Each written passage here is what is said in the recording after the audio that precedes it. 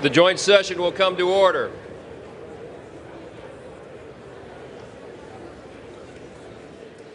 The chair appoints as members of the committee on the part of the House to escort the President of the United States into the chamber the following: the gentleman from Louisiana, Mr. Scalise; the gentleman from Minnesota, Mr. Emmer; the gentlewoman from Michigan, Mrs. McClain; the gentleman from North Carolina, Mr. Hudson; the gentleman from Pennsylvania, Mr. Reschenthaler; the gentleman from Utah, Mr. Moore; the gentlewoman from Indiana, Mrs. Houchin; the gentleman from Oklahoma, Mr. Hearn; the gentleman from New York, Mr. Jeffries; the gentlewoman from Massachusetts, Ms. Clark; the gentleman from California, Mr. Aguilar; the gentleman from California, Mr. Liu; the gentleman from Colorado, Mr. Neguse; the gentlewoman from Washington, Ms. Delbene; the gentlewoman from Michigan, Mrs. Dingell.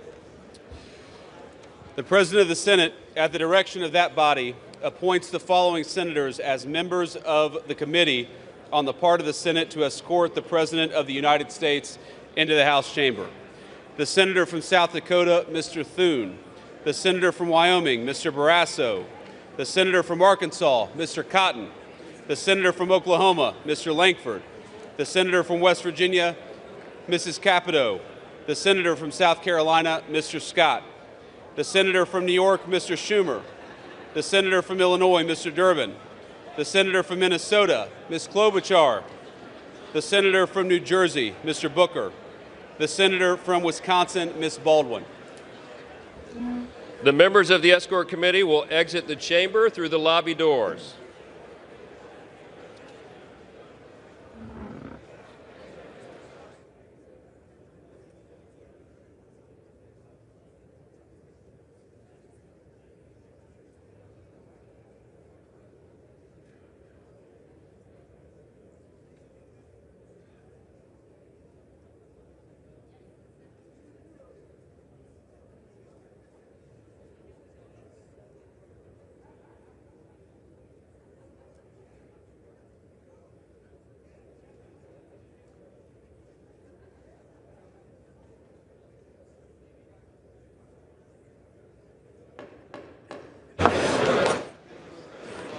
Speaker, the Dean of the Diplomatic Corps.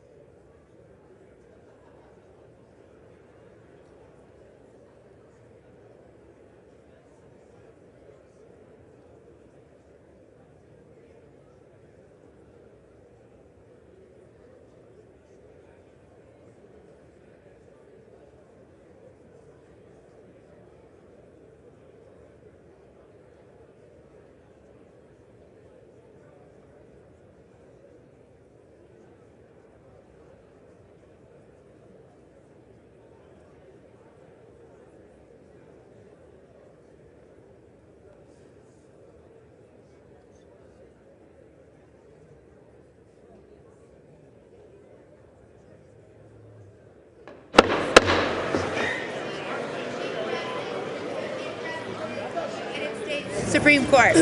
That's great.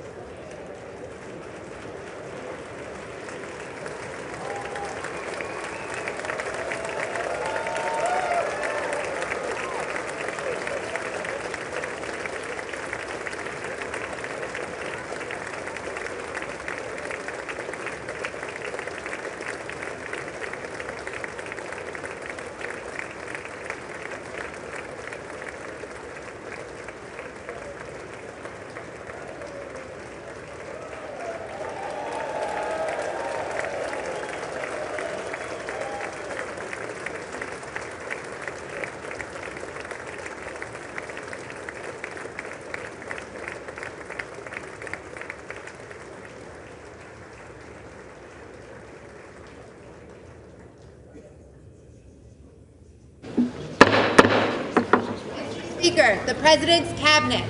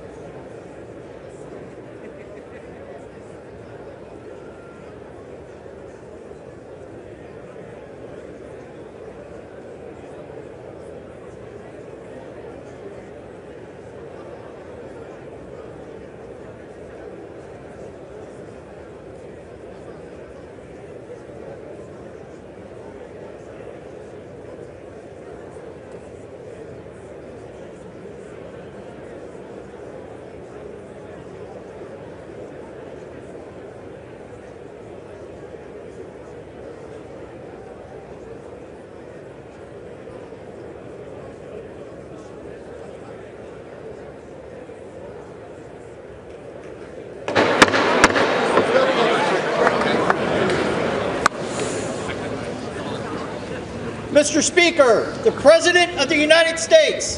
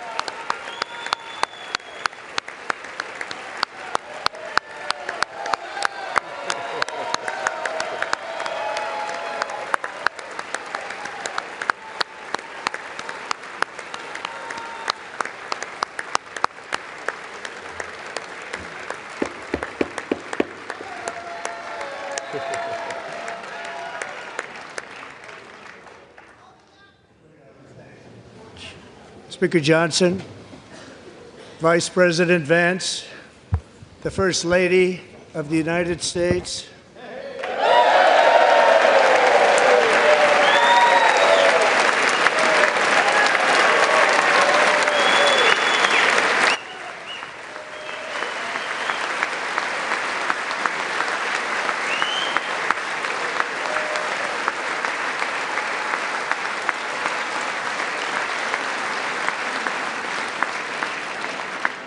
members of the United States Congress, thank you very much. And to my fellow citizens, America is back.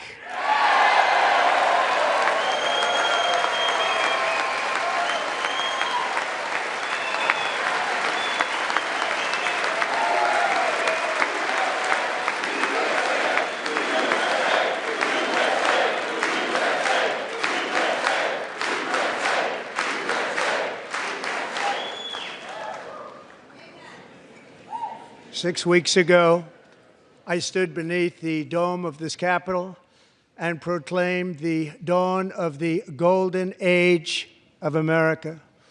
From that moment on, it has been nothing but swift and unrelenting action to usher in the greatest and most successful era in the history of our country. We have accomplished more in 43 days than most administrations accomplished in 4 years or 8 years, and we are just getting started.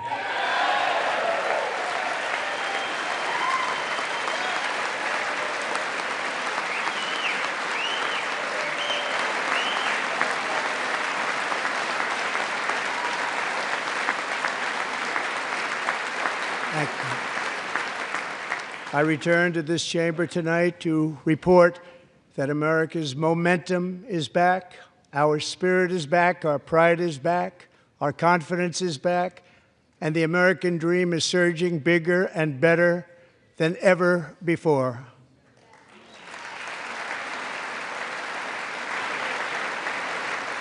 The American dream is unstoppable, and our country is on the verge of a comeback, the likes of which the world has never witnessed and perhaps will never witness again. There's never been anything like it.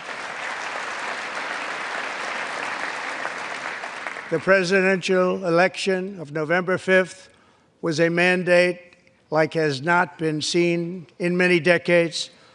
We won all 7 swing states, giving us an electoral college victory of 312 votes.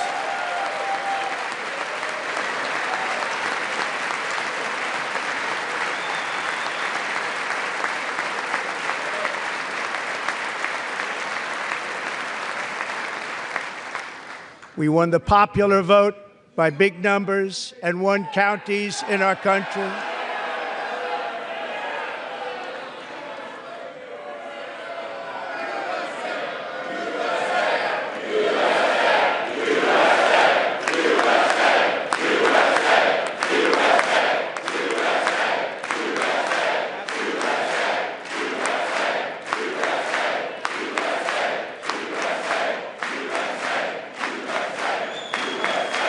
And won counties in our country, 2,700 to 525, on a map that reads almost completely red for Republican.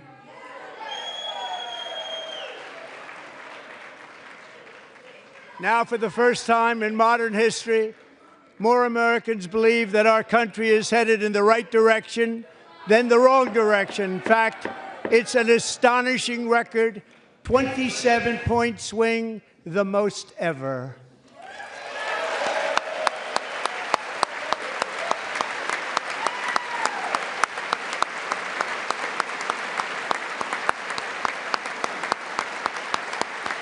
Likewise, small business optimism saw its single largest one-month gain ever recorded. Mr. President. A 41-point jump.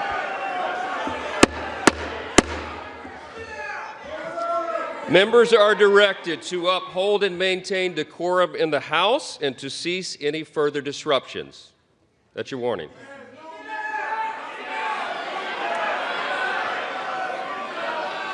Members are engaging in willful and continuing breach of decorum, and the chair is prepared to direct the Sergeant-at-Arms to restore order to the joint session.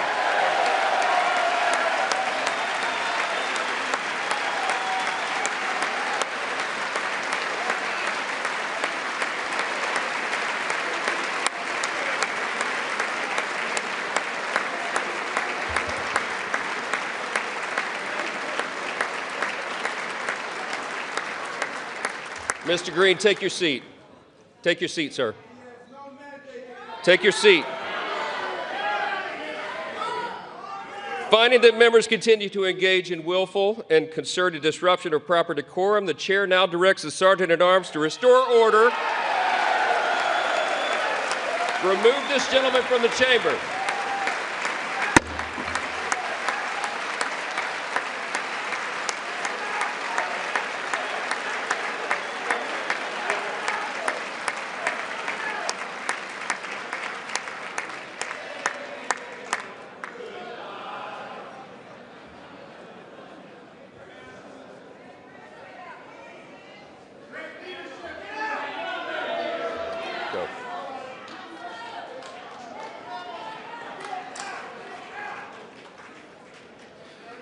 Members are directed to uphold and maintain decorum in the House.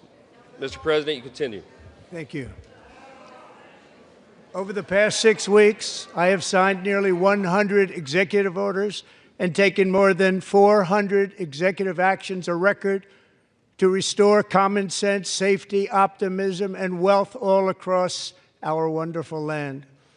The people elected me to do the job, and I'm doing it.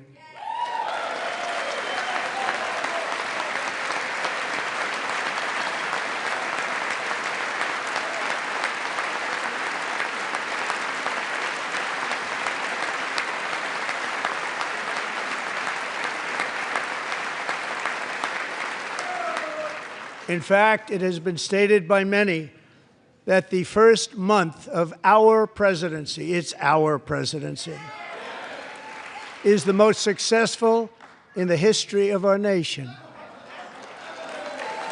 By many.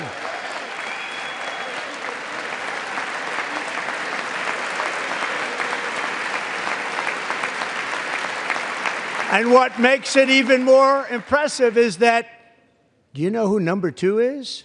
George Washington. How about that? How about that? I don't know about that list, but we'll take it. Within hours of taking the oath of office, I declared a national emergency on our southern border, and I deployed the U.S. military and Border Patrol to repel the invasion of our country. And what a job they've done.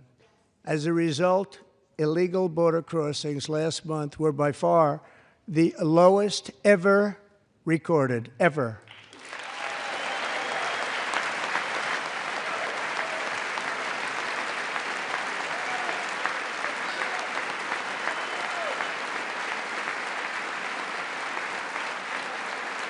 They heard my words and they chose not to come. Much easier that way.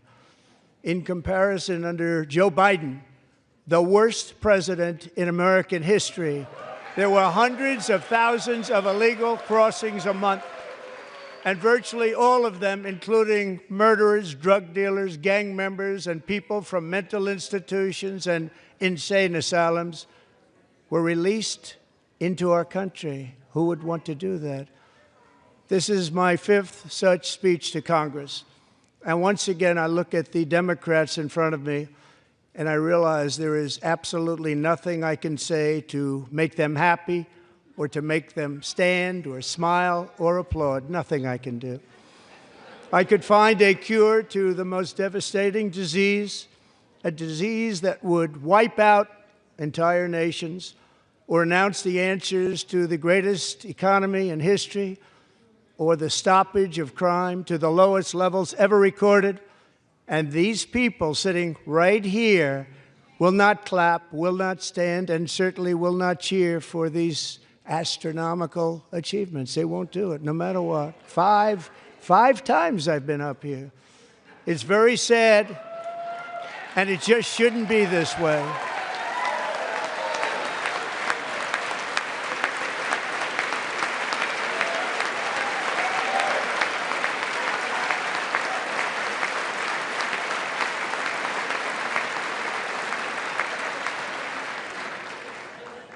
So Democrats sitting before me, for just this one night, why not join us in celebrating so many incredible wins for America? For the good of our nation, let's work together and let's truly make America great again.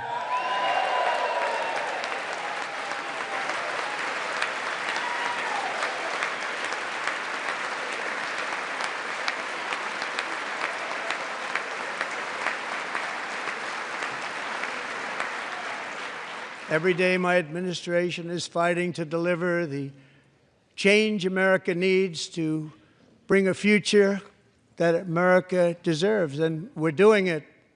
This is a time for big dreams and bold action.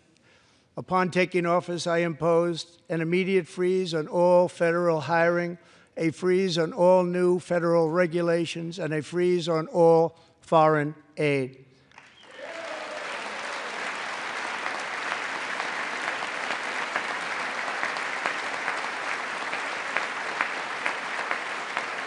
I terminated the ridiculous Green New Scam. I withdrew from the unfair Paris Climate Accord, which was costing us trillions of dollars that other countries were not paying. I withdrew from the corrupt World Health Organization.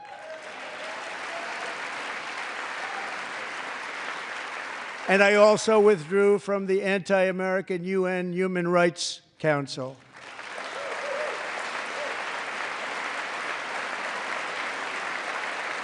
We ended all of Biden's environmental restrictions that were making our country far less safe and totally unaffordable. And importantly, we ended the last administration's insane electric vehicle mandate, saving our auto workers and companies from economic destruction.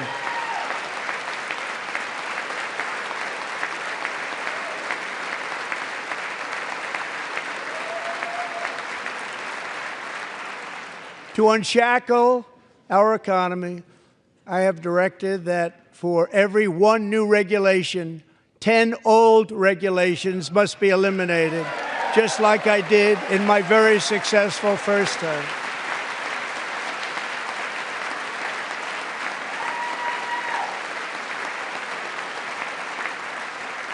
And in that first term, we set records on ending unnecessary rules and regulations like no other president had done before. We ordered all federal workers to return to the office. They will either show up for work in person or be removed from their job.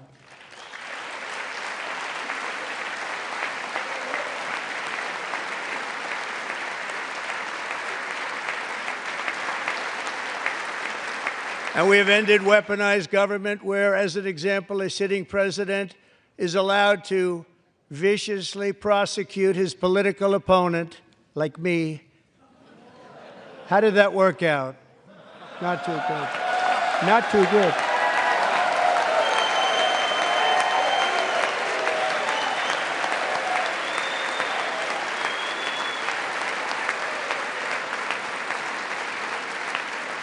And I have stopped all government censorship and brought back free speech in America. It's back.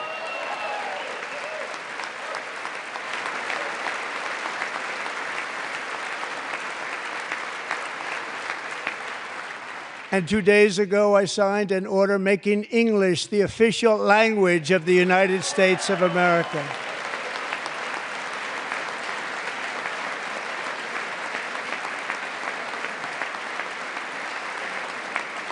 I renamed the Gulf of Mexico the Gulf of America.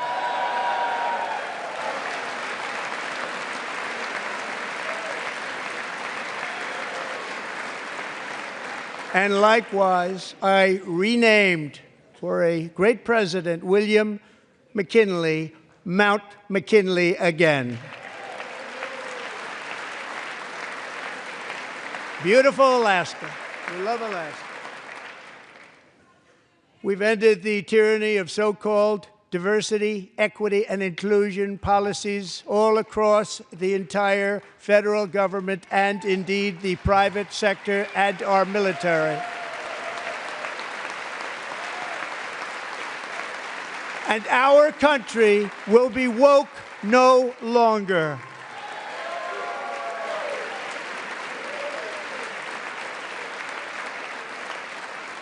We believe that whether you are a doctor, an accountant, a lawyer, or an air traffic controller, you should be hired and promoted based on skill and competence, not race or gender.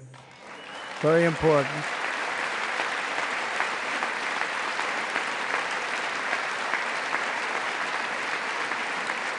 You should be hired based on merit. And the Supreme Court, in a brave and very powerful decision, has allowed us to do so. Thank you. Thank you very much. Thank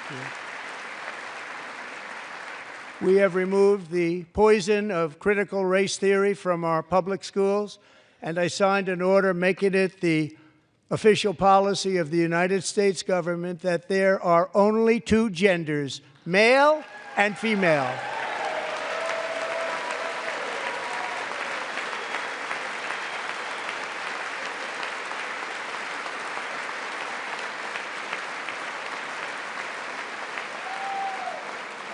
I also signed an executive order to ban men from playing in women's sports.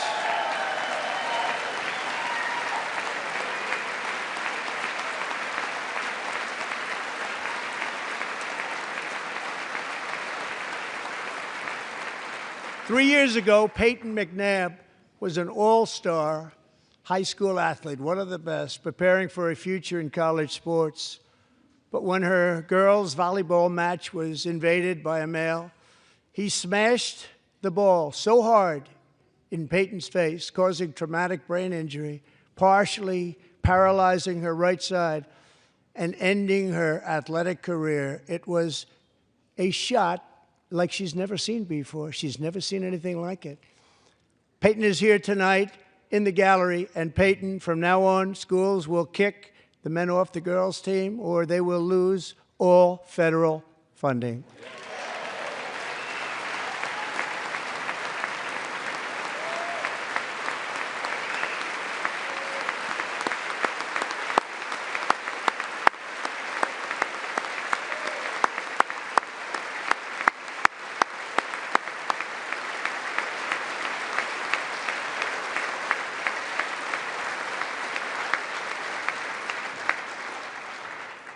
And if you really want to see numbers, just take a look at what happened in the women's boxing, weightlifting, track and field, swimming, or cycling, where a male recently finished a long-distance race 5 hours and 14 minutes ahead of a woman for a new record by 5 hours.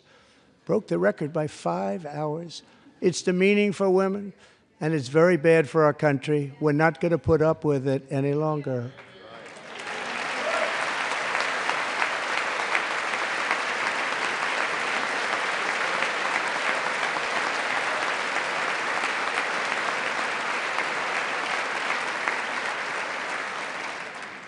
What I have just described is only a small fraction of the common sense revolution that is now, because of us, sweeping the entire world. Common sense has become a common theme, and we will never go back. Never. Never going to let that happen. Among my very highest priorities is to rescue our economy and get dramatic and immediate relief to working families. As you know, we inherited from the last administration an economic catastrophe and an inflation nightmare. Their policies drove up energy prices, pushed up grocery costs, and drove the necessities of life out of reach for millions and millions of Americans. They've never had anything like it. We suffered the worst inflation in 48 years, but perhaps even in the history of our country. They're not sure. As president, I'm fighting every day to reverse this damage and make America affordable again.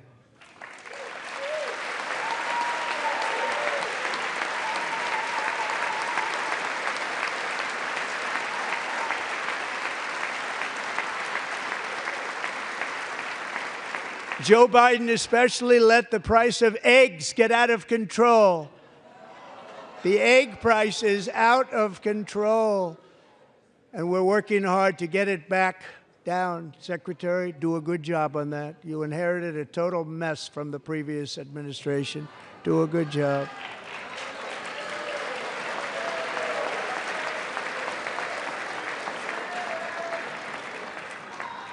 A major focus of our fight to defeat inflation is rapidly reducing the cost of energy.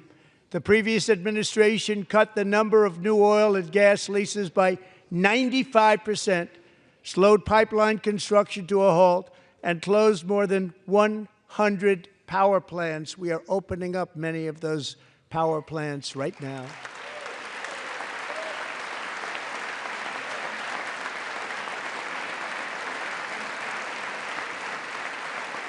And frankly, we have never seen anything like it. That's why on my first day in office, I declared a national energy emergency. As you've heard me say many times, we have more liquid gold under our feet than any nation on earth, and by far. And now I fully authorize the most talented team ever assembled to go and get it. It's called Drill, Baby, Drill.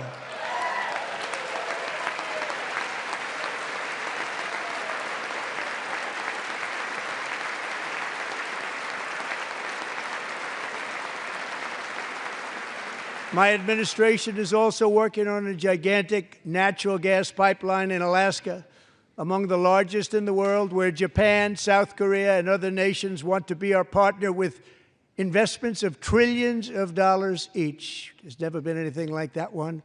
It will be truly spectacular. It's all set to go. The permitting is gotten.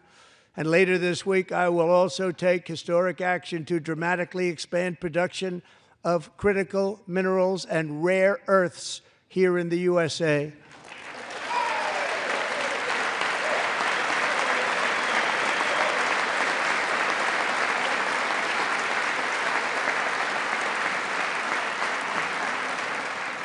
To further combat inflation, we will not only be reducing the cost of energy, but will be ending the flagrant waste of taxpayer dollars.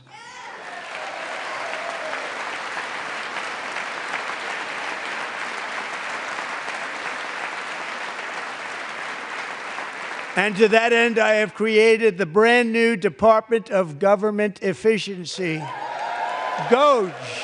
Perhaps you've heard of it. Perhaps.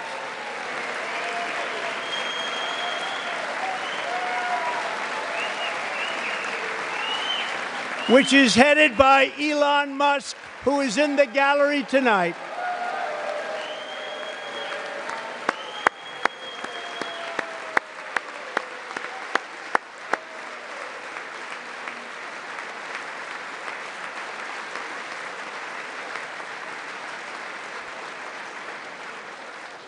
Thank you, Elon. He's working very hard. He didn't need this. He didn't need this. Thank you very much. We appreciate it. Everybody here, even this side, appreciates it, I believe. They just don't want to admit that. Just listen to some of the appalling waste we have already identified. $22 billion from HHS to provide free housing and cars for illegal aliens.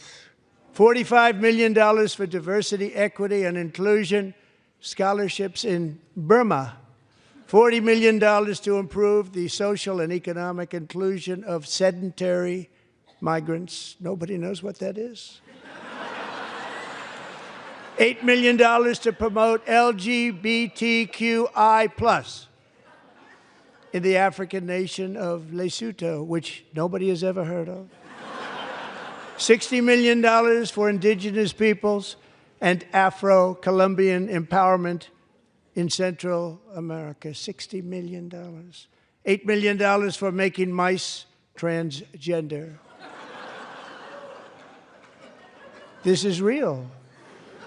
$32 million for a left-wing propaganda operation in Moldova. $10 million for male circumcision in Mozambique. $20 million for the Arab Sesame Street in the Middle East. It's a program. $20 million for a program. $1.9 billion to recently created Decarbonization of Homes Committee, headed up, and we know she's involved. Just at the last moment, the money was passed over by a woman named Stacey Abrams. Have you ever heard of her? A $3.5 million consulting contract for lavish fish monitoring. $1.5 million for voter confidence in Liberia. $14 million for social cohesion in Mali. $59 million for illegal alien hotel rooms in New York City. He's a real estate developer. He's done very well. $250,000 to increase vegan local climate action innovation in Zambia. $42 million for social and behavior change in Uganda. $14 million for improving public procurement in Serbia. $47 million for improving learning outcomes in Asia. Asia's doing very well with learning. I don't know what we're doing. We should use it ourselves. And $101 million for DEI contracts at the Department of Education, the most ever paid, nothing even like it. Under the Trump administration, all of these scams, and they're far worse, but I didn't think it was appropriate to talk about them. They're so bad. Many more have been found out and exposed and swiftly terminated by a group of very intelligent, mostly young people, headed up by Elon, and we appreciate it. We found hundreds of billions of dollars of fraud.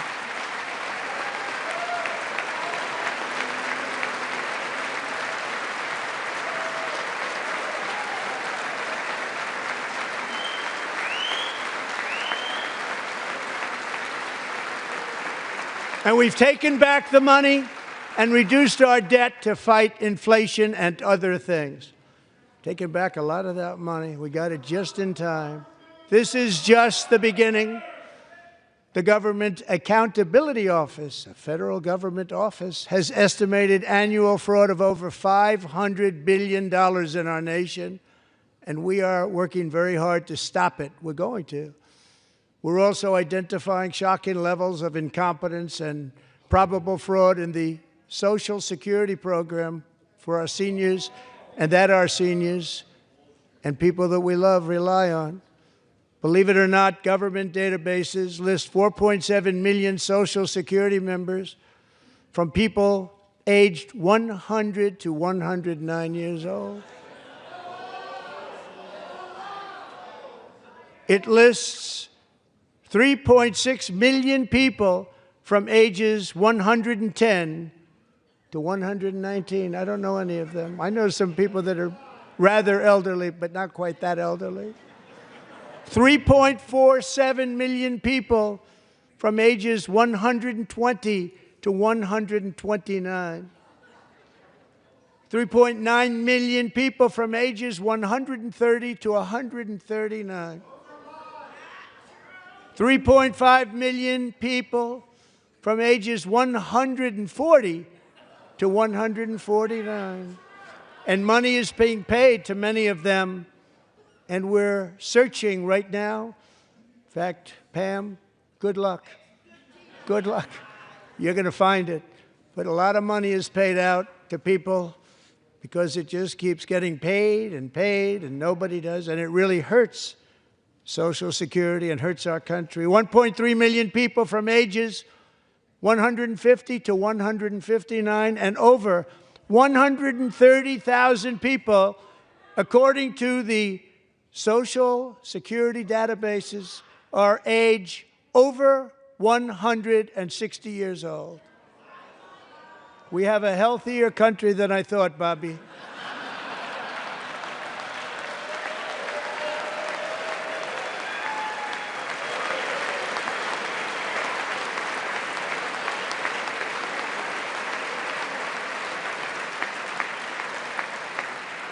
Including, to finish, 1,039 people between the ages of 220 and 229, one person between the age of 240 and 249, and one person is listed at 360 years of age. More than 100 years older than our country. But we're going to find out where that money's going, and it's not going to be pretty. By slashing all of the fraud, waste, and theft we can find, we will defeat inflation, bring down mortgage rates, lower car payments and grocery prices, protect our seniors, and put more money in the pockets of American families.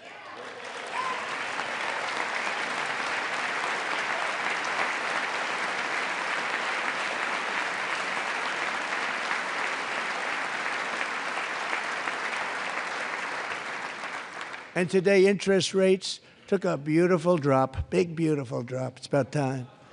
And in the near future, I want to do what has not been done in 24 years, balance the federal budget. We're going to balance it.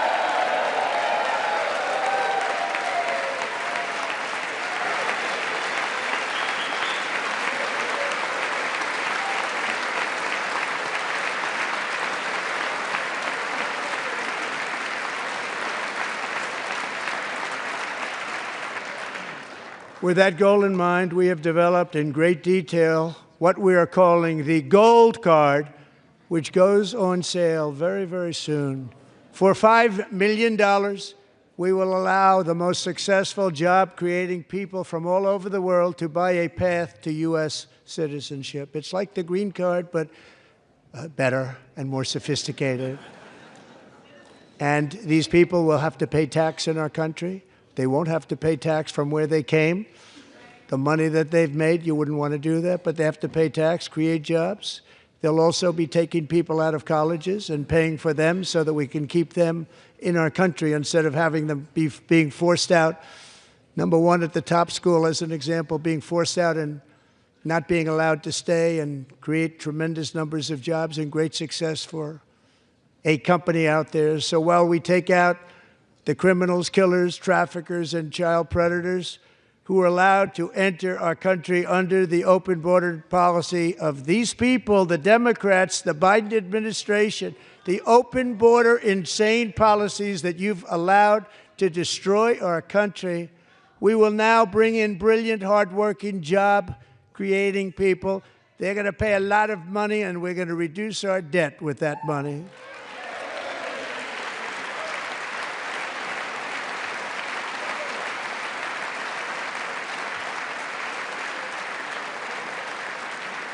Americans have given us a mandate for bold and profound change.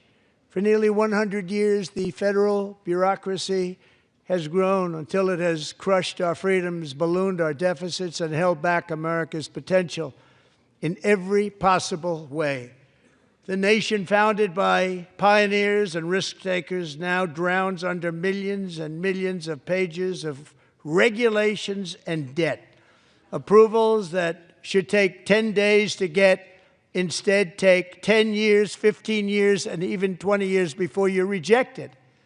Meanwhile, we have hundreds of thousands of federal workers who have not been showing up to work. My administration will reclaim power from this unaccountable bureaucracy, and we will restore true democracy to America again.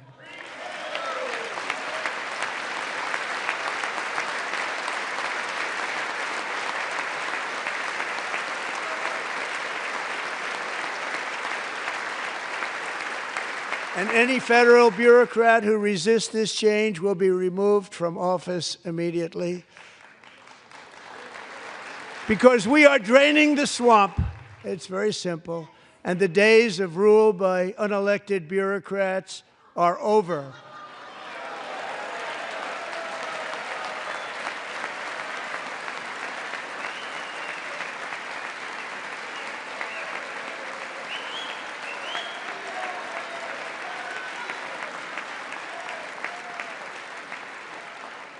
And the next phase of our plan to deliver the greatest economy in history is for this Congress to pass tax cuts for everybody. They're in there. They're waiting for you to vote. And I'm sure that the people on my right, I don't mean the Republican right, but my right here, I'm sure you're going to vote for those tax cuts, because otherwise I don't believe the people will ever vote you into office. So I'm doing you a big favor by telling you that. But I know this group is going to be voting for the tax cuts.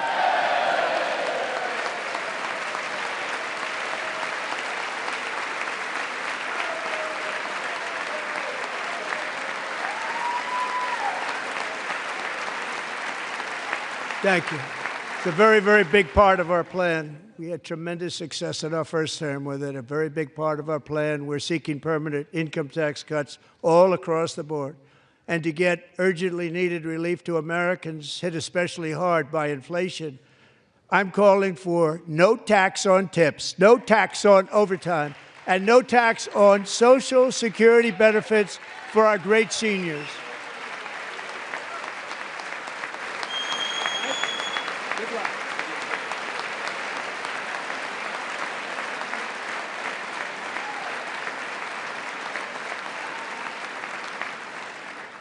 And I also want to make interest payments on car loans tax deductible, but only if the car is made in America.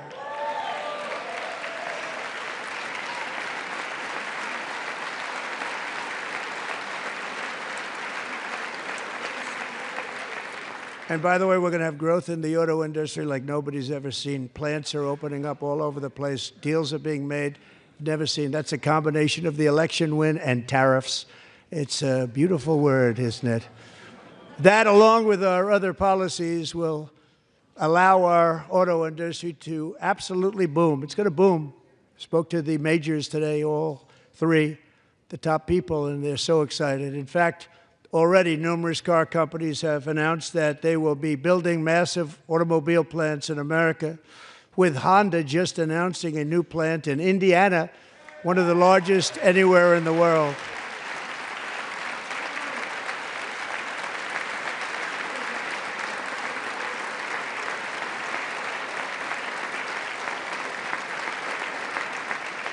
And this has taken place since our great victory on November 5th, a date which will hopefully go down as one of the most important in the history of our country.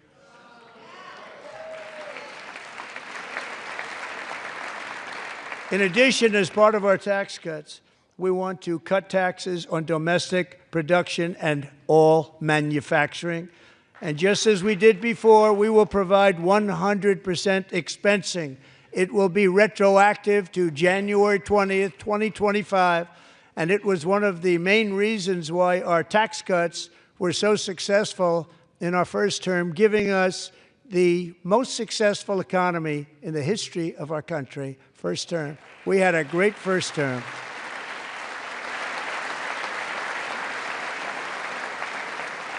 If you don't make your product in America, however, under the Trump administration, you will pay a tariff, and in some cases, a rather large one. Other countries have used tariffs against us for decades, and now it's our turn to start using them against those other countries. On average, the European Union, China, Brazil, India, Mexico, and Canada, have you heard of them? And countless other nations charge us tremendously higher tariffs than we charge them. It's very unfair. India charges us auto tariffs higher than 100%. China's average tariff on our products is twice what we charge them. And South Korea's average tariff is 4 times higher. Think of that, 4 times higher. And we give so much help militarily and in so many other ways to South Korea. But that's what happens. This is happening by friend and foe.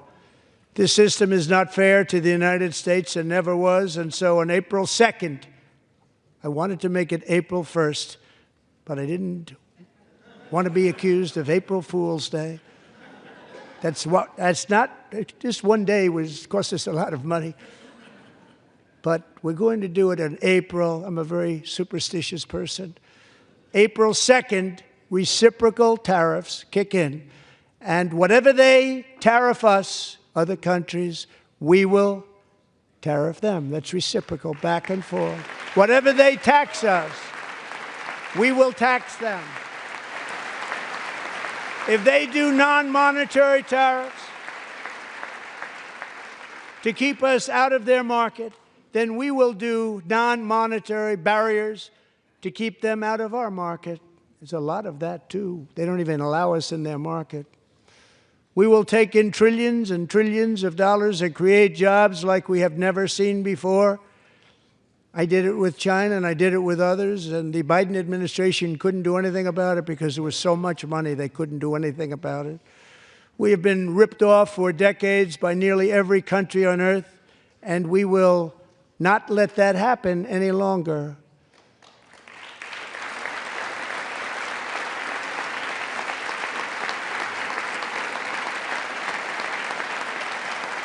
Much has been said over the last 3 months about Mexico and Canada, but we have very large deficits with both of them. But even more importantly, they've allowed fentanyl to come into our country at levels never seen before, killing hundreds of thousands of our citizens and many very young, beautiful people, destroying families. Nobody's ever seen anything like it. They are, in effect, receiving subsidies of hundreds of billions of dollars. We pay subsidies to Canada and to Mexico of hundreds of billions of dollars, and the United States will not be doing that any longer. We're not going to do it any longer.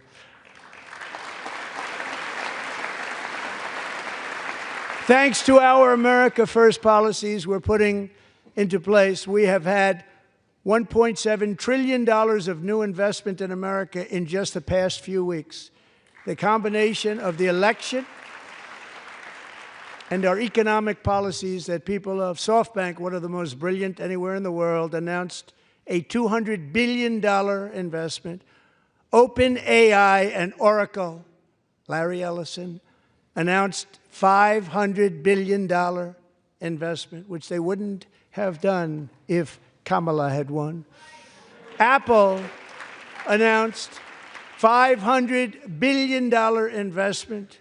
Tim Cook called me. He said, I cannot spend it fast enough. It's going to be much higher than that, I believe. They'll be building their plants here instead of in China. And just yesterday, Taiwan Semiconductor, the biggest in the world, most powerful in the world, has a tremendous amount, 97% of the market, announced a $165 billion investment to build the most powerful chips on earth right here in the USA.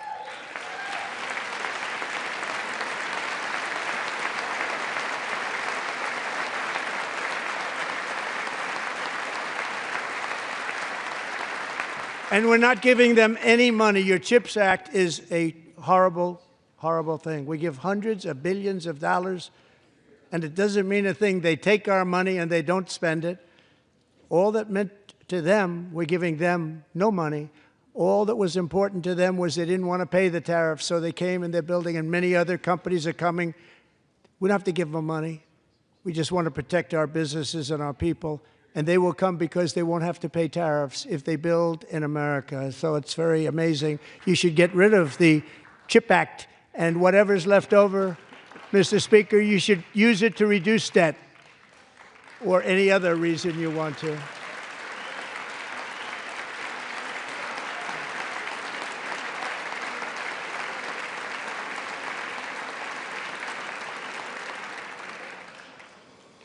Our new trade policy will also be great for the American farmer. I love the farmer,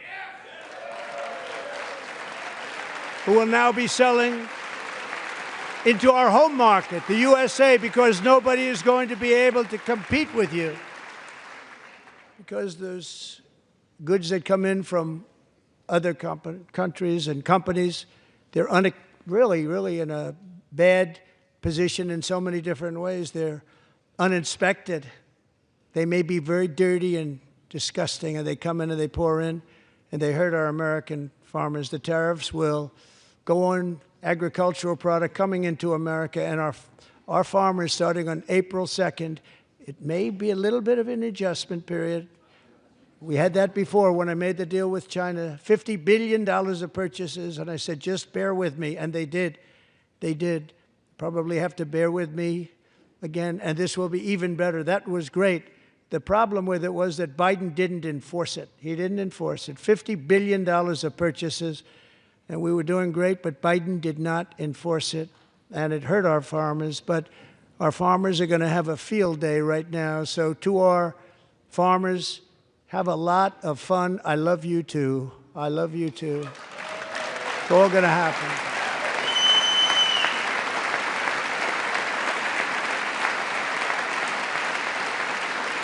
And I have also imposed a 25% tariff on foreign aluminum, copper, lumber, and steel, because if we don't have, as an example, steel and lots of other things, we don't have a military, and frankly, we just won't have a country very long.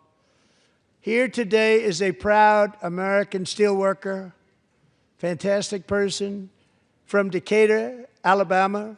Jeff Denard has been working at the same steel plant for 27 years in a job that has allowed him to serve as the captain of his local volunteer fire department, raise 7 children with his beautiful wife, Nicole, and over the years provide a loving home for more than 40 foster children. So great, Jeff.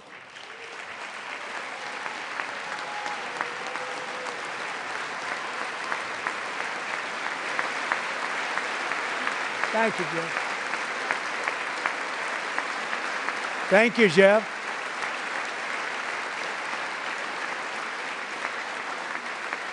Stories like Jeff's remind us that tariffs are not just about protecting American jobs.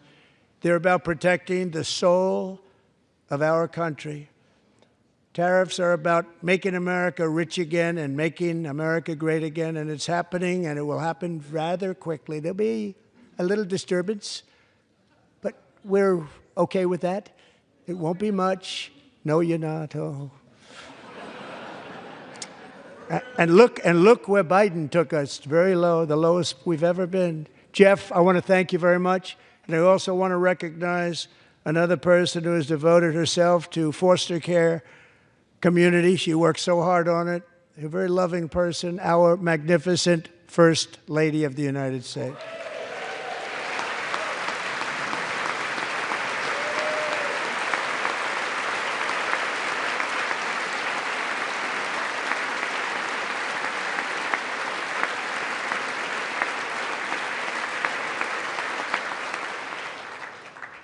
Melania's work has yielded incredible results, helping prepare our nation's future leaders as they enter the workforce. Our First Lady is joined by 2 impressive young women, very impressive. Haley Ferguson, who benefited from the First Lady's Fostering the Future initiative and is poised to complete her education and become a teacher. And Elliston Berry, who became a victim of an illicit deepfake image produced by a peer. With Elliston's help, the Senate just passed the Take It Down Act, and this is so important. Thank you very much, John. John Thune, thank you. Stand up, John. Thank you, John.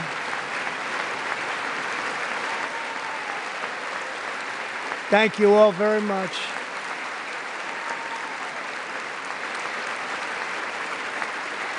Thank you. And thank you to John Thune and the Senate. Great job. To criminalize the publication of such images online is a terrible, terrible thing. And once it passes the House, I look forward to signing that bill into law. Thank you. And I'm going to use that bill for myself, too, if you don't mind. Because nobody gets treated worse than I do online. Nobody. That's great. Thank you very much to the Senate. Thank you. But if we truly care about protecting Americans' children, no step is more crucial than securing America's borders. Over the past 4 years, 21 million people poured into the United States. Many of them were murderers, human traffickers, gang members, and other criminals from the streets of dangerous cities all throughout the world. Because of Joe Biden's insane and very dangerous open border policies, they are now strongly embedded in our country, but we are getting them out and getting them out fast.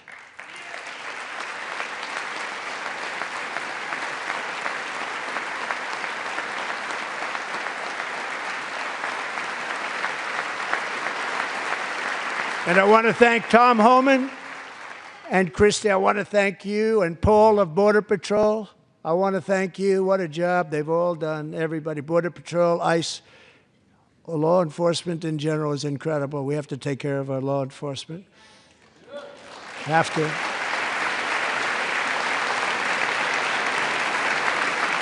Last year,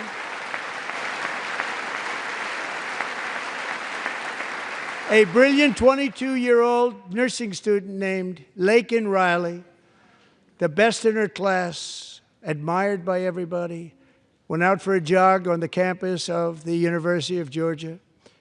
That morning, Laken was viciously attacked, assaulted, beaten, brutalized, and horrifically murdered. Laken was stolen from us by a savage illegal alien gang member who was arrested while trespassing across Biden's open southern border and then set loose into the United States under the heartless policies of that failed administration. It was indeed a failed administration. He had then been arrested and released in a Democrat-run sanctuary city, a disaster, before ending the life of this beautiful young angel. With us this evening are Laken's beloved mother, Allison, and her sister, Lauren.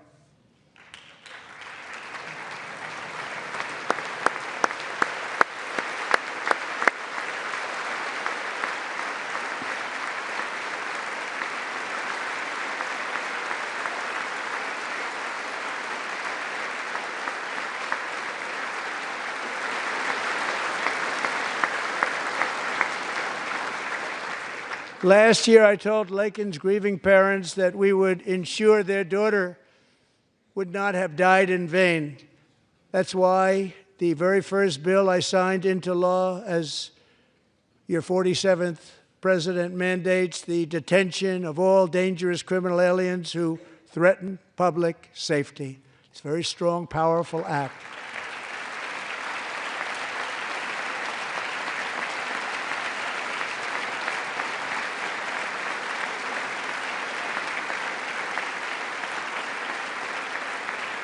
It's called the Laken-Riley Act.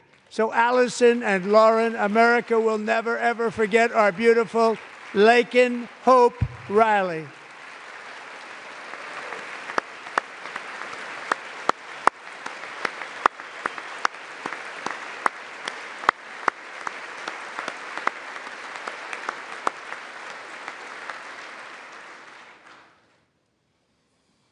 Thank you very much.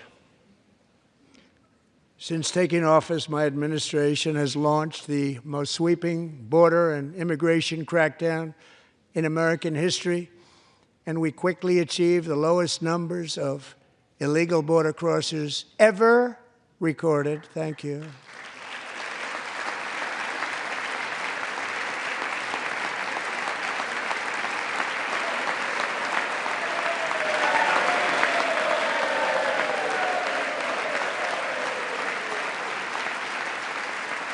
The media and our friends in the Democrat Party kept saying we needed new legislation, we must have legislation to secure the border. But it turned out that all we really needed was a new president.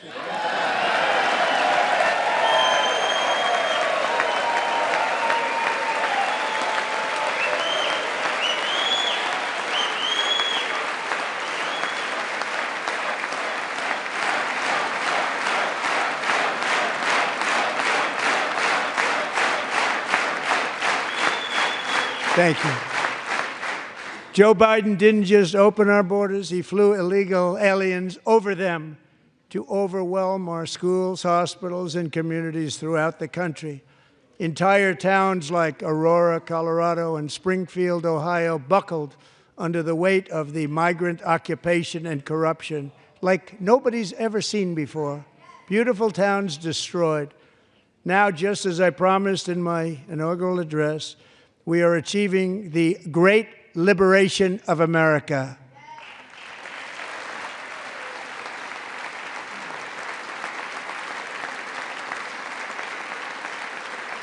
But there still is much work to be done. Here tonight is a woman I have gotten to know, Alexis Nungari from Houston.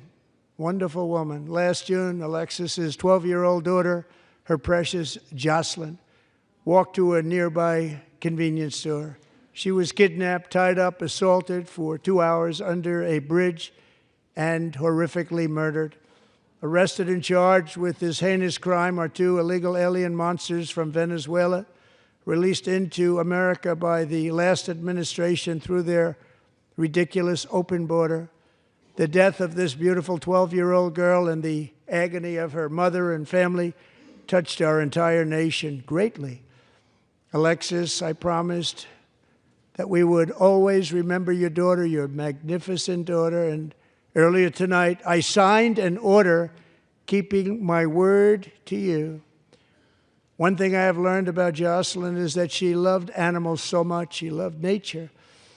Across Galveston Bay, from where Jocelyn lived in Houston, you will find a magnificent national wildlife refuge, a pristine, peaceful, 34,000-acre sanctuary for all of God's creatures on the edge of the Gulf of America. Alexis, moments ago, I formally renamed that refuge in loving memory of your beautiful daughter, Jocelyn. So, Mr. Vice President, if you would, may I have the order?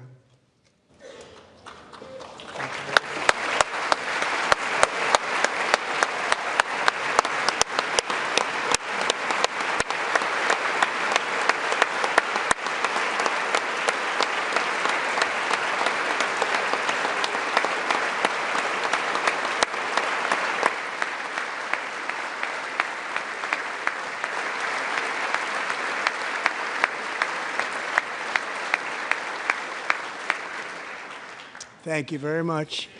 All 3 savages charged with Jocelyn and Lakin's murders were members of the Venezuelan prison gang, the toughest gang, they say, in the world, known as Tren de Aragua.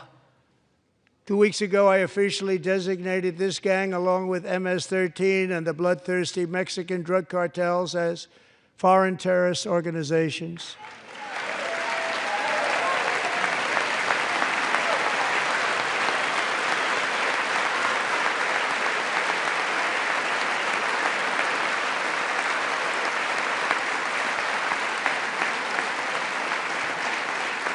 They are now officially in the same category as ISIS, and that's not good for them.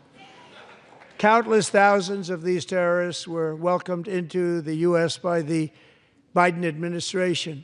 But now every last one will be rounded up and forcibly removed from our country, or, if they're too dangerous, put in jails, standing trial in this country, because we don't want them to come back ever. With us this evening is a warrior on the front lines of that battle, Border Patrol Agent Roberto Ortiz. Great guy.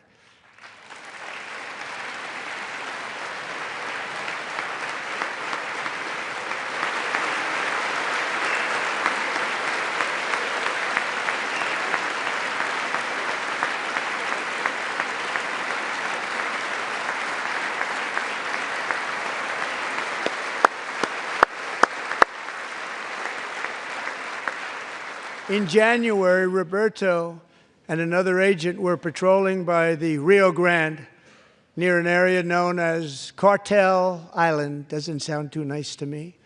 When heavily armed gunmen started shooting at them, Roberto saw that his partner was totally exposed, at great danger, and he leapt into action, returning fire and providing crucial seconds for his fellow agent to seek safety, just barely. I have some of the prints of that event, and it was not good. Agent Ortiz, we salute you for your great courage and for your line of fire that you took and for the bravery that you showed. We honor you, and we will always honor you. Thank you, Roberto, very much.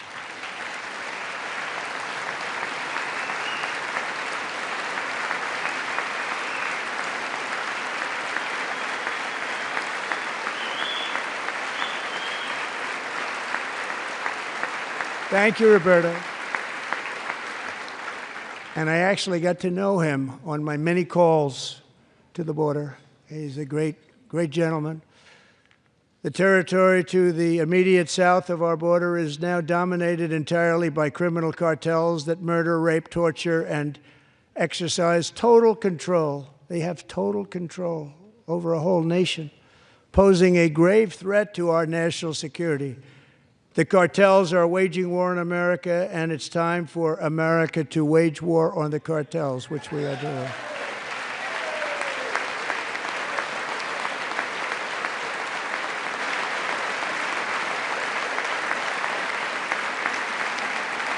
Five nights ago, Mexican authorities, because of our tariff policies being imposed on them, think of this, handed over to us 29 of the biggest cartel leaders in their country. That has never happened before. They want to make us happy. First time ever. But we need Mexico and Canada to do much more than they've done, and they have to stop the fentanyl and drugs pouring into the USA. They're going to stop it. I have sent Congress a detailed funding request laying out exactly how we will eliminate these threats to protect our homeland and complete the largest deportation operation in American history, larger even than current record holder President Dwight D. Eisenhower, a moderate man, but someone who believed very strongly in borders. Americans expect Congress to send me this funding without delay so I can sign it into law. So, Mr. Speaker, John Thune, both of you, I hope you're going to be able to do that, Mr. Speaker. Thank you. Mr. Leader, thank you. Thank you very much. And let's get it to me. I'll sign it so fast, you won't even believe it.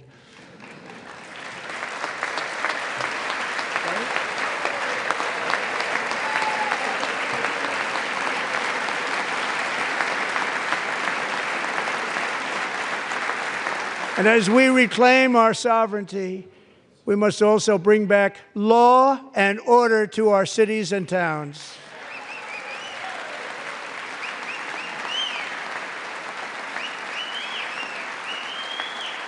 In recent years, our justice system has been turned upside down by radical left lunatics.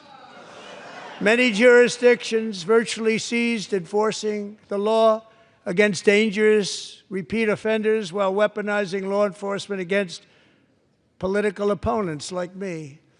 My administration has acted swiftly and decisively to restore fair, equal, and impartial justice under the constitutional rule of law, starting at the FBI and the DOJ. Pam, good luck.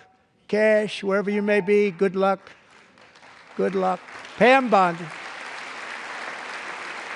Good luck. So important. Going to do a great job. Cash, thank you. Thank you, Cash.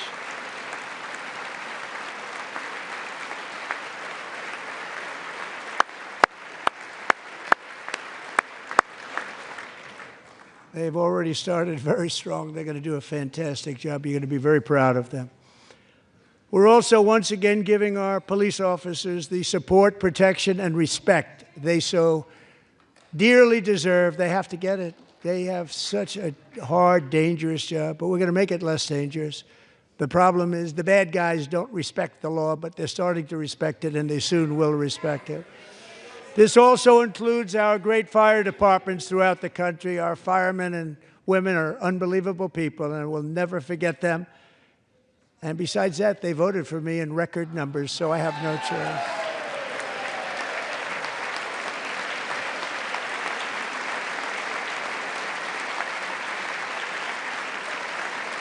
One year ago this month, 31-year-old New York police officer Jonathan Diller, unbelievably wonderful person and a great officer, was gunned down at a traffic stop on Long Island. I went to his funeral. The vicious criminal charged with his murder had 21 prior arrests, and they were rough arrests, too. He was a real bad one. The thug in the seat next to him had 14 prior arrests, and went by the name of Killer. He was Killer. He killed other people, they say, a lot of them. I attended Officer Diller's service, and when I met his wife and one-year-old son, Ryan, it was very inspirational, actually. His widow's name is Stephanie, and she is here tonight. Stephanie, thank you very much, Stephanie. Thank you very much.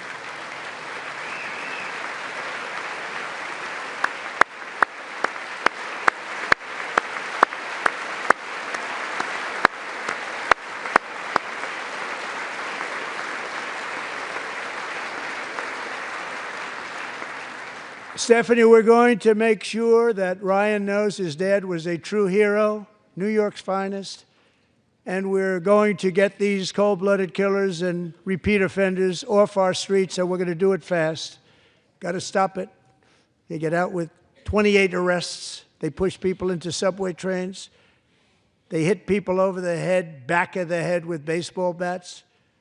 We got to get them out of here. I've already signed an executive order requiring a mandatory death penalty for anyone who murders a police officer. And tonight I'm asking Congress to pass that policy into permanent law.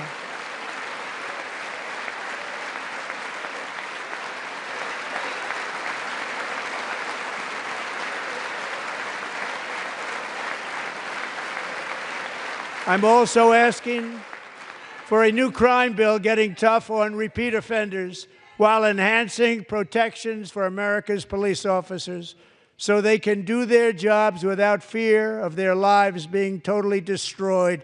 They don't want to be killed. We're not going to let them be killed. Joining us in the gallery tonight is a young man who truly loves our police. His name is DJ Daniel. He is 13 years old, and he has always dreamed of becoming a police officer.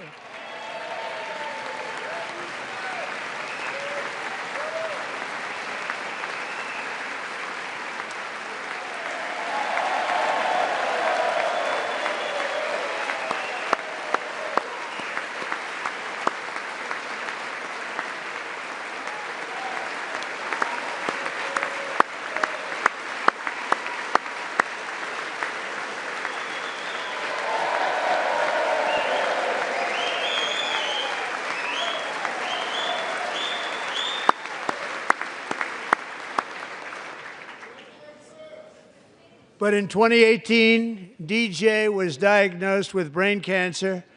The doctors gave him 5 months at most to live. That was more than 6 years ago.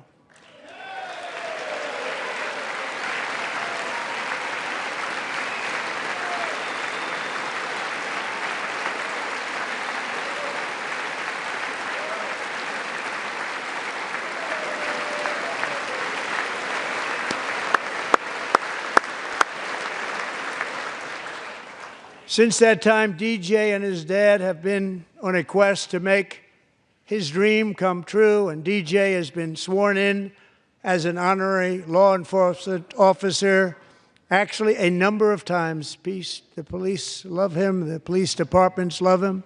And tonight, DJ, we're going to do you the biggest honor of them all. I am asking our new Secret Service Director, Sean Curran, to officially make you an agent of the United States Secret Service.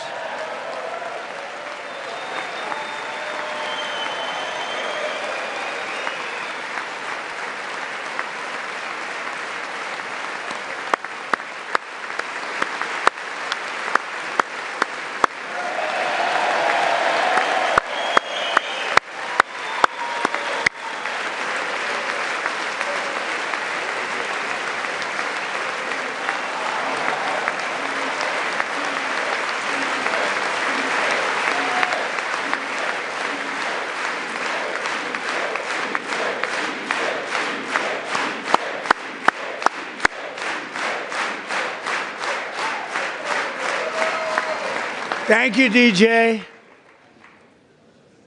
DJ's doctors believe his cancer likely came from a chemical he was exposed to when he was younger. Since 1975, rates of child cancer have increased by more than 40%. Reversing this trend is one of the top priorities for our new presidential commission to make America healthy again, chaired by our new Secretary of Health and Human Services, Robert F. Kennedy, Jr.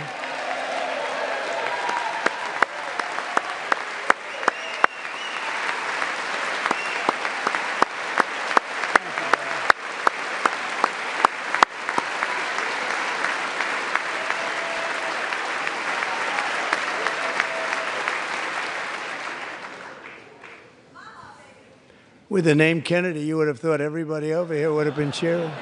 How quickly they forget. Our goal is to get toxins out of our environment, poisons out of our food supply, and keep our children healthy and strong. As an example, not long ago, and you can't even believe these numbers, 1 in 10,000 children had autism, 1 in 10,000. And now it's 1 in 36. There's something wrong, 1 in 36. Think of that. So we're going to find out what it is, and there's nobody better than Bobby and all of the people that are working with you. You have the best to figure out what is going on. Okay, Bobby, good luck. It's a very important job. Thank you. Go get him.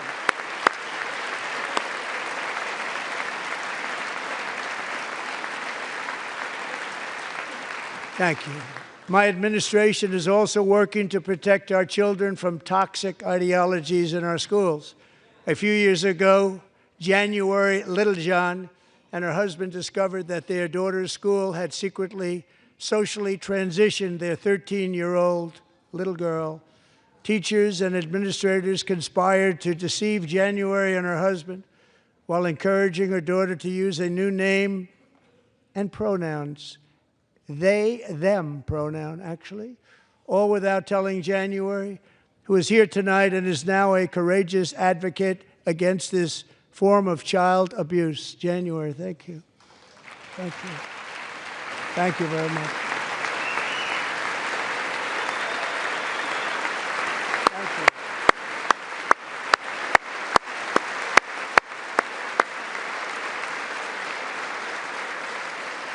Thank you. Thank you. Stories like this are why, shortly after taking office, I signed an executive order banning public schools from indoctrinating our children with transgender ideology.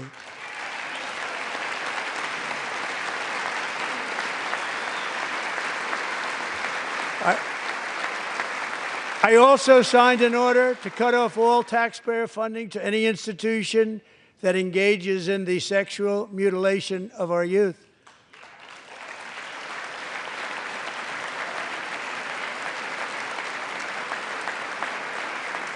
And now I want Congress to pass a bill permanently banning and criminalizing sex changes on children and forever ending the lie that any child is trapped in the wrong body. This is a big lie.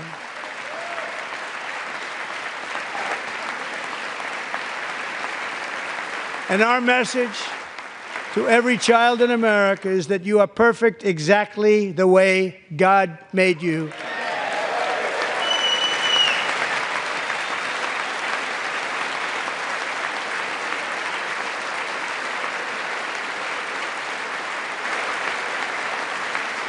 Because we're getting wokeness out of our schools and out of our military, and it's already out, and it's out of our society. We don't want it. Wokeness is trouble. Wokeness is bad. It's gone. It's gone. And we feel so much better for it, don't we? Don't we feel better?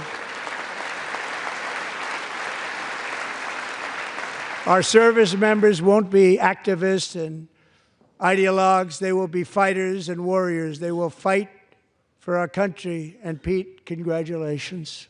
Secretary of Defense, congratulations.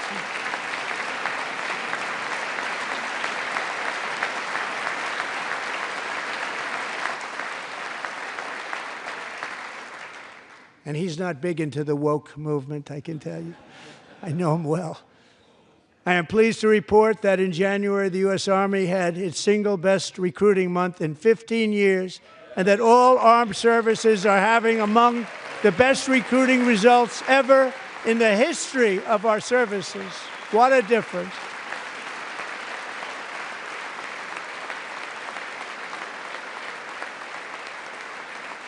And you know, it was just a few months ago where the results were exactly the opposite. We couldn't recruit anywhere. We couldn't recruit. Now we're having the best results just about that we've ever had. What a tremendous turnaround. It's really a beautiful thing to see. People love our country again. It's very simple. They love our country, and they love being in our military again. So it's a great thing, and thank you very much. Great job. Thank you.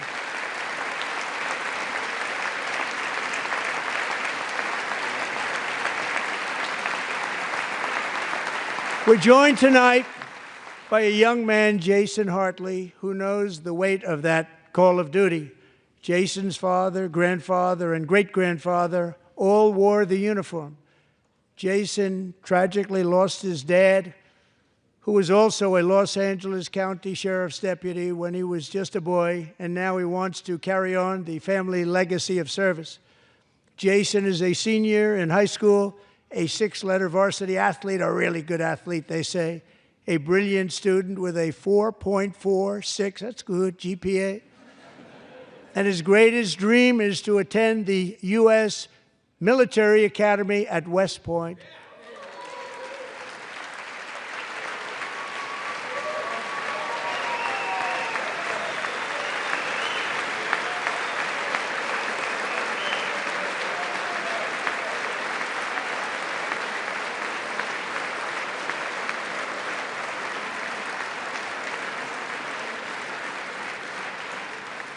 And Jason, that's a very big deal getting in. That's a hard one to get into. But I'm pleased to inform you that your application has been accepted. You will soon be joining the Corps of Cadets.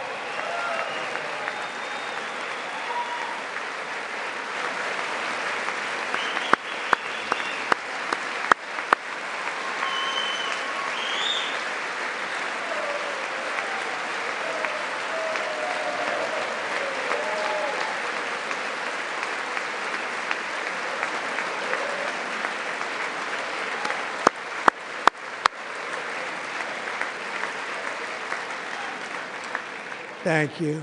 Jason, you're going to be on the long gray line, Jason. As Commander-in-Chief, my focus is on building the most powerful military of the future. As a first step, I'm asking Congress to fund a state-of-the-art Golden Dome missile defense shield to protect our homeland, all made in the USA.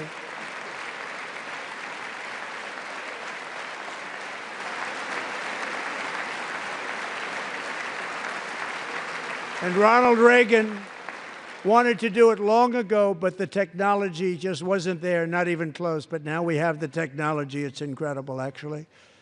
And other places, they have it. Israel has it. Other places have it. And the United States should have it too, right, Tim, right? They should have it too. So I want to thank you. But it's a very, very important. This is a very dangerous world. We should have it. We want to be protected, and we're going to protect our citizens like never before. To boost our defense industrial base, we are also going to resurrect the American shipbuilding industry, including commercial shipbuilding and military shipbuilding.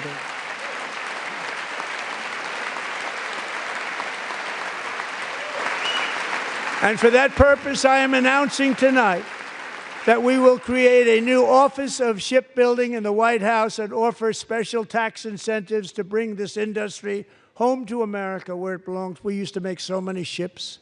We don't make them anymore very much, but we're going to make them very fast, very soon. It will have a huge impact. To further enhance our national security, my administration will be reclaiming the Panama Canal, and we've already started doing it.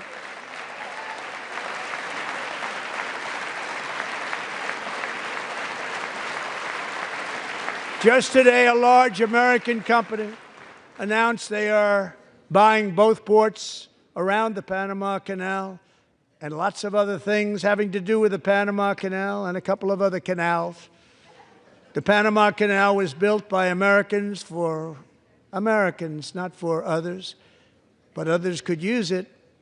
But it was built at tremendous cost of American blood and treasure. 38,000 workers died building the Panama Canal.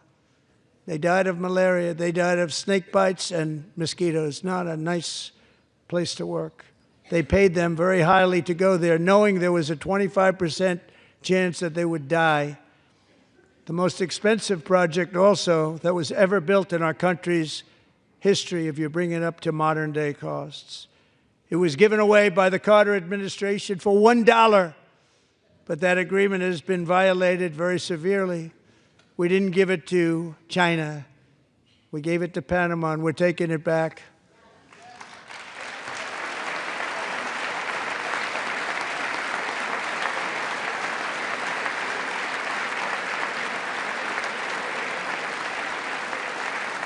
And we have Marco Rubio in charge. Good luck, Marco. Now, we know who to blame if anything goes wrong.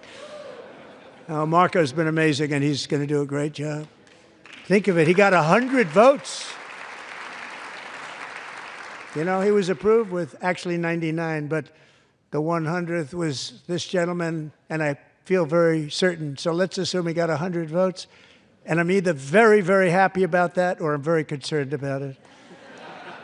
But he's already proven. I mean, he's a great gentleman. He's respected by everybody, and we appreciate you voting for Marco. He's going to do a fantastic job. Thank you. Thank you.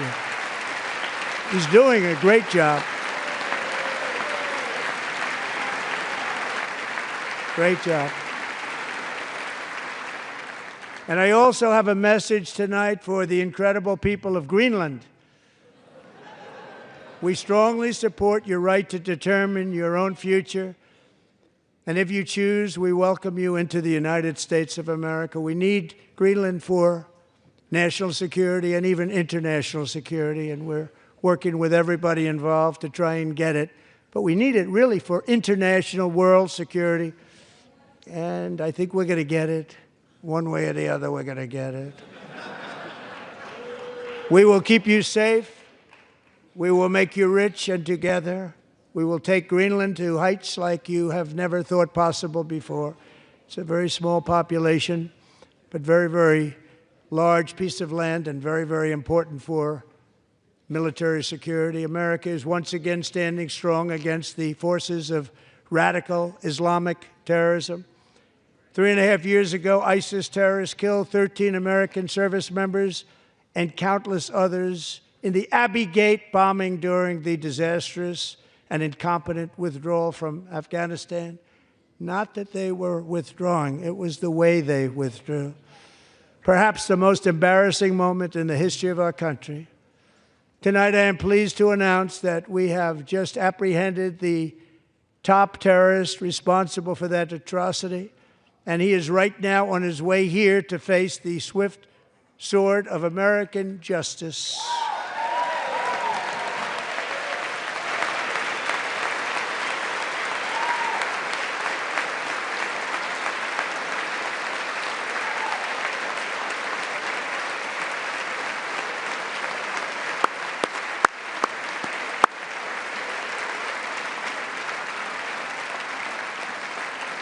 And I want to thank especially the government of Pakistan for helping arrest this monster.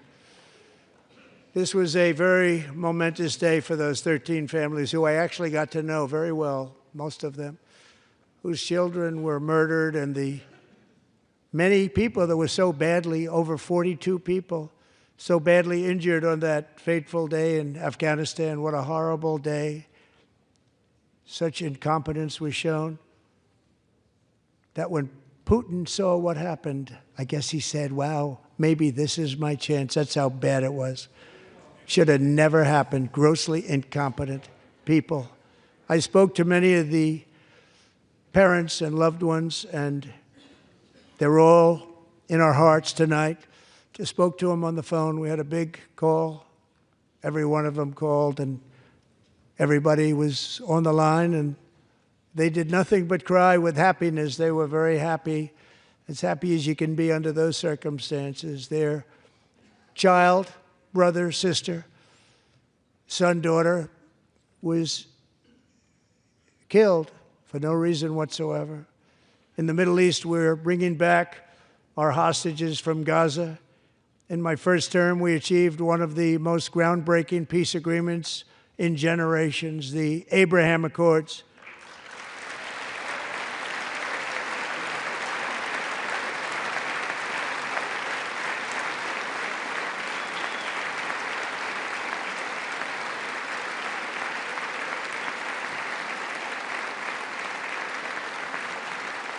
And now we're going to build on that foundation to create a more peaceful and prosperous future for the entire region. A lot of things are happening in the Middle East. People have been talking about that so much lately with everything going on with Ukraine and Russia. But a lot of things are happening in the Middle East. It's a rough neighborhood, actually. I'm also working tirelessly to end the savage conflict in Ukraine. Millions of Ukrainians and Russians have been needlessly killed or wounded in this horrific and brutal conflict with no end in sight. The United States has sent hundreds of billions of dollars to support Ukraine's defense with no security, with no anything.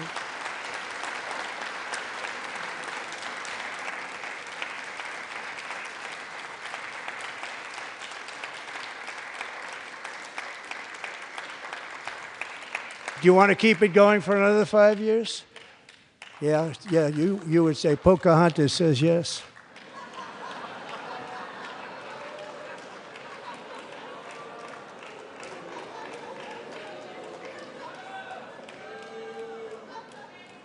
$2,000 people are being killed every single week.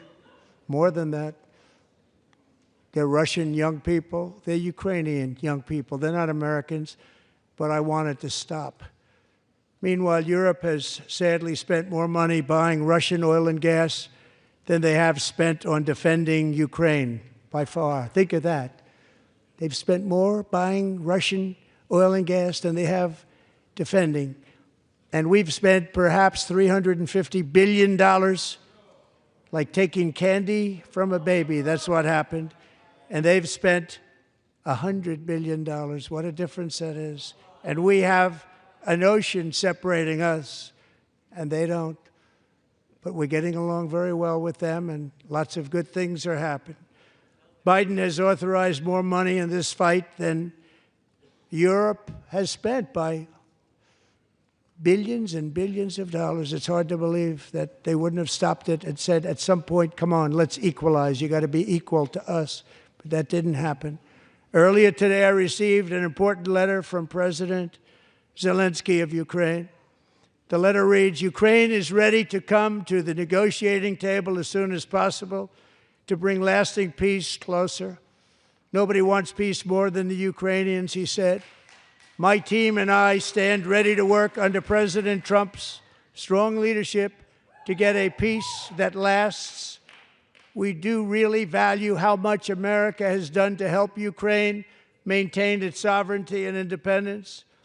Regarding the agreement on minerals and security, Ukraine is ready to sign it at any time that is convenient for you. I appreciate that he sent this letter, just got it a little while ago. Simultaneously, we've had serious discussions with Russia and have received strong signals that they are ready for peace. Wouldn't that be beautiful? Wouldn't that be beautiful?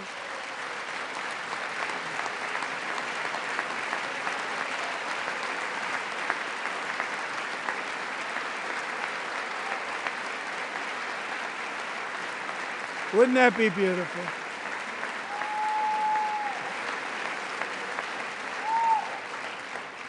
It's time to stop this madness. It's time to halt the killing.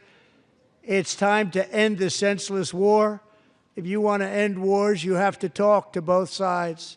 Nearly 4 years ago, amid rising tensions, a history teacher named Mark Fogel was detained in Russia and sentenced to 14 years in a penal colony.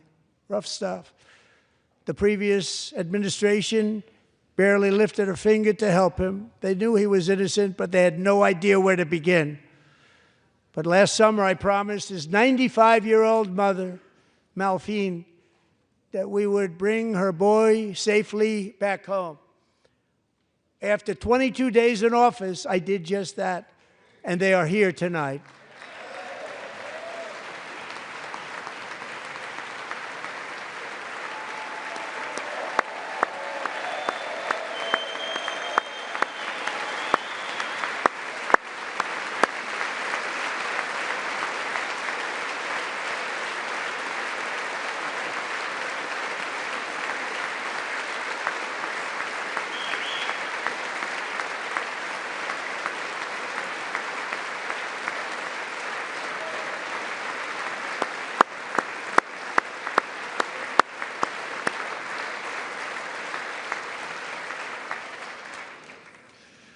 To Mark and his great mom, we are delighted to have you safe and sound and with us.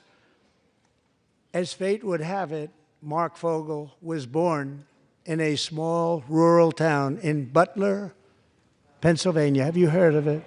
Where his mother has lived for the past 78 years. I just happened to go there last July 13th for a rally. That was not pleasant.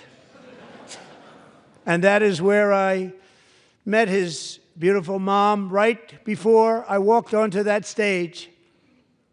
And I told her I would not forget what she said about her son.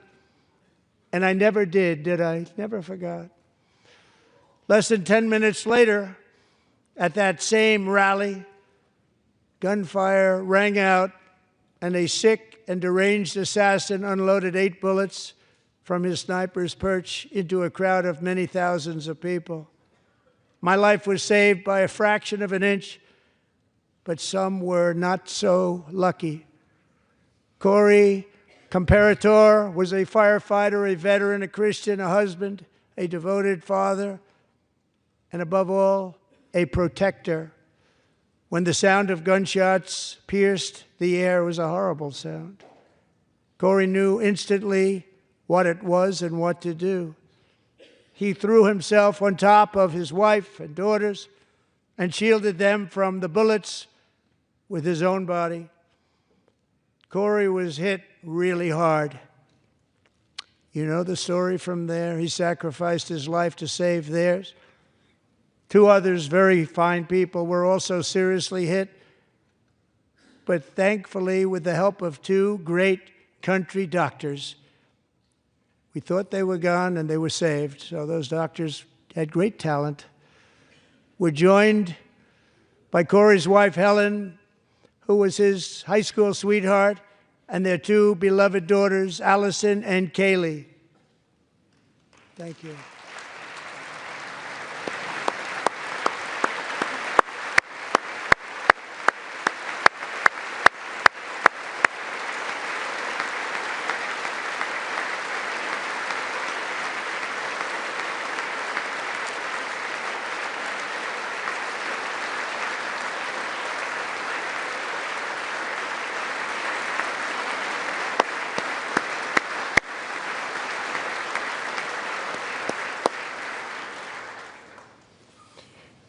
To Helen, Allison, and Kaylee, Corey is looking down on his 3 beautiful ladies right now, and he is cheering you on. He loves you. He is cheering you on. Corey was taken from us much too soon, but his destiny was to leave us all with a shining example of the selfless devotion of a true American patriot. It was love like Corey's that built our country, and it's love like Corey's that is going to make our country more majestic than ever before. I believe that my life was saved that day in Butler for a very good reason. I was saved by God to make America great again. I believe that. Thank you. Thank you.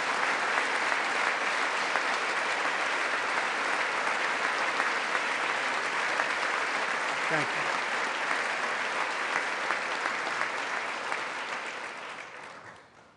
Thank you very much. From the patriots of Lexington and Concord to the heroes of Gettysburg and Normandy, from the warriors who crossed the Delaware to the trailblazers who climbed the Rockies, and from the legends who soared at Kitty Hawk to the astronauts who touched the moon, Americans have always been the people who defied all odds, transcended all dangers, made the most extraordinary sacrifices, and did whatever it took to defend our children, our country, and our freedom. And as we have seen in this chamber tonight, that same strength, faith, love, and spirit is still alive and thriving in the hearts of the American people. Despite the best efforts of those who would try to censor us, silence us, break us, destroy us, Americans are today a proud, free, sovereign, and independent nation that will always be free, and we will fight for it till death. We will never let anything happen to our beloved country, because we are a country of doers, dreamers, fighters, and survivors. Our ancestors crossed a vast ocean, strode into the unknown wilderness, and carved their fortunes from the rock and soil of a perilous and very dangerous frontier. They chased our destiny across a boundless continent. They built the railroads, laid the highways, and graced the world with American marvels like the Empire State Building, the mighty Hoover Dam, and the towering Golden Gate Bridge. They lit the world with electricity, broke free of the force of gravity, fired up the engines of American industry, vanquished the communists, fascists, and Marxists all over the world, and gave us countless modern wonders sculptured out of iron, glass, and steel. We stand on the shoulders of these pioneers who won and built the modern age, these workers who poured their sweat into the skylines of our cities, these warriors who shed their blood on fields of battle and gave everything they had for our rights and for our freedom. Now it is our time to take up the righteous cause of American liberty. And it is our turn to take America's destiny into our own hands and begin the most thrilling days in the history of our country. This will be our greatest era. With God's help, over the next 4 years, we are going to lead this nation even higher, and we are going to forge the freest, most advanced, most dynamic, and most dominant civilization ever to exist on the face of this earth. We are going to create the highest quality of life, build the safest and wealthiest and healthiest and most vital communities anywhere in the world. We are going to conquer the vast frontiers of science, and we are going to lead humanity into space and plant the American flag on the planet Mars and even far beyond.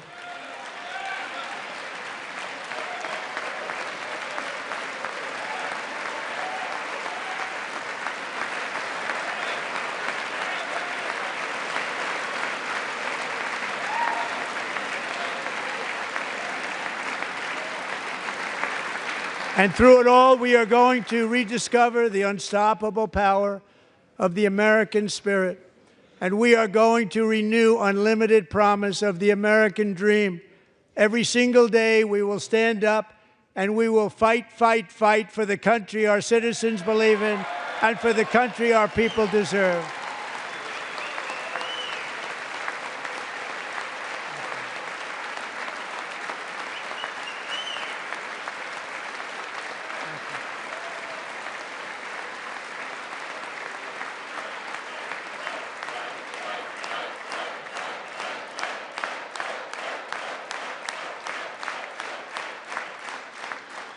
My fellow Americans, get ready for an incredible future, because the golden age of America has only just begun. It will be like nothing that has ever been seen before. Thank you, God bless you, and God bless America.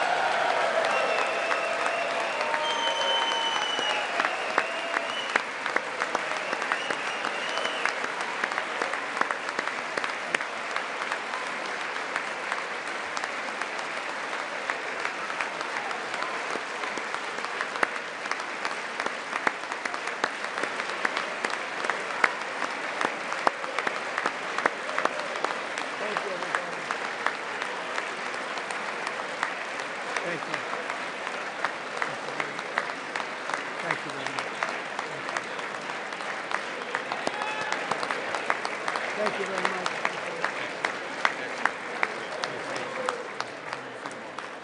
Thank you very much.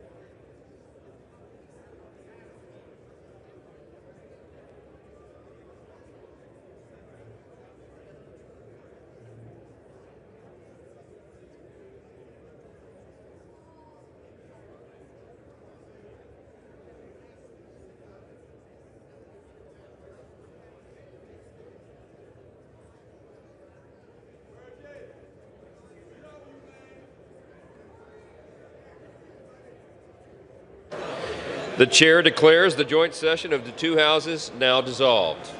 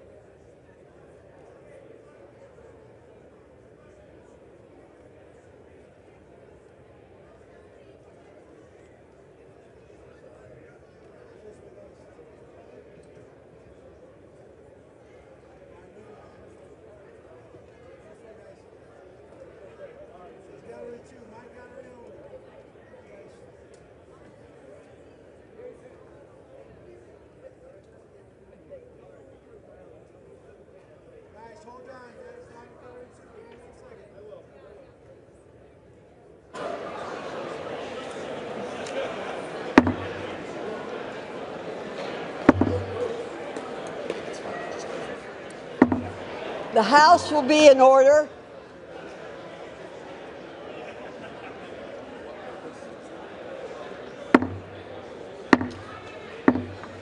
The House will be in order. For what purpose does the gentleman from Louisiana seek recognition? Madam Speaker, I move that the message of the President be referred to the Committee of the Whole House on the State of the Union and ordered printed. Without objection.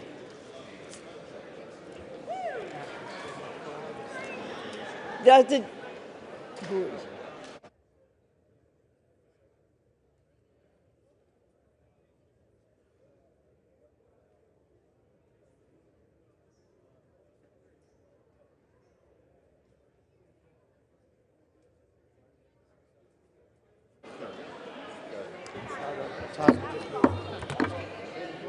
the gentleman from Louisiana have a motion? Madam Speaker, I move that the House now stand adjourned. The question is on the motion to adjourn. Those in favor say aye. Those opposed, no. The ayes have it. The motion is agreed to. Accordingly, the House stands adjourned until 10 a.m. tomorrow for morning hour debate.